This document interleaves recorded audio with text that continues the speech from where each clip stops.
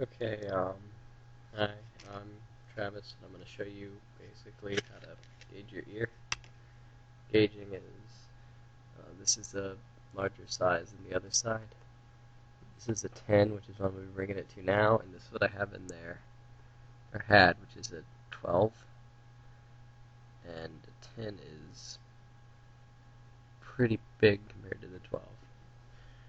But, what I'm going to be using, and what I would recommend you use if you ever do this, is a taper, which is basically a cylinder that starts off. Hold on. It starts off at about the size of the previous gauge, and then slowly gets bigger until it flattens out about the average length of an earlobe with the new gauge that you're going for. And then you need something to keep it from going through. Like, you want to make sure it's slick, or it'll tear. And I'm using basically Neosporin, but it's a generic brand because there's no sense in paying twice the price for something with the same ingredients. So, okay. Step one is basically I need to take out the last gauge and pull that out. This is a 12.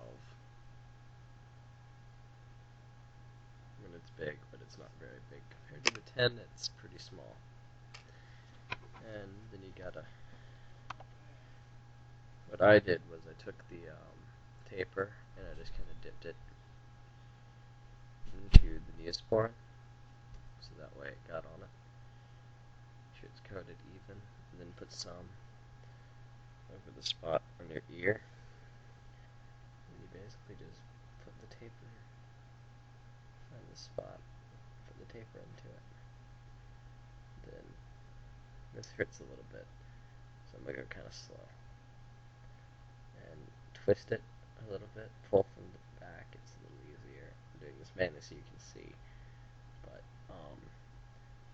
twist it as you pull it through, and then that way it's not just going through in one motion. It'll stretch it a little more even.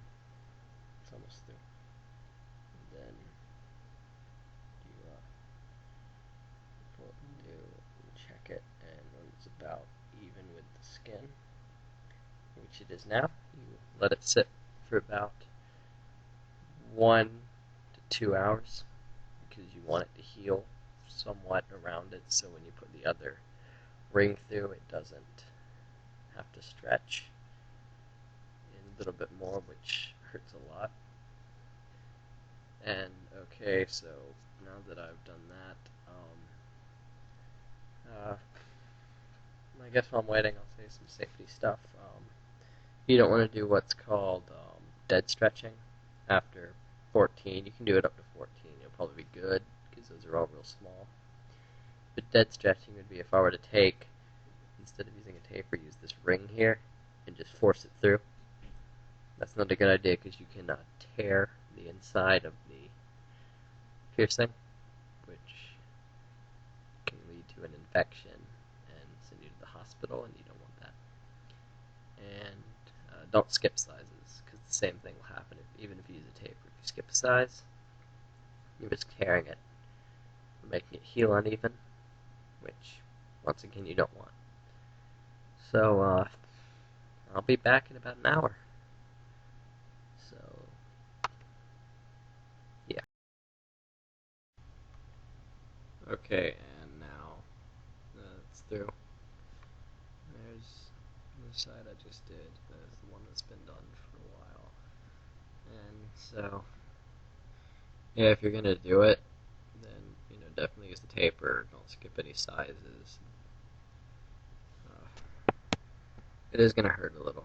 I'm not gonna lie there. It does hurt a little bit. I mean, it's not terrible pain, but it is there. So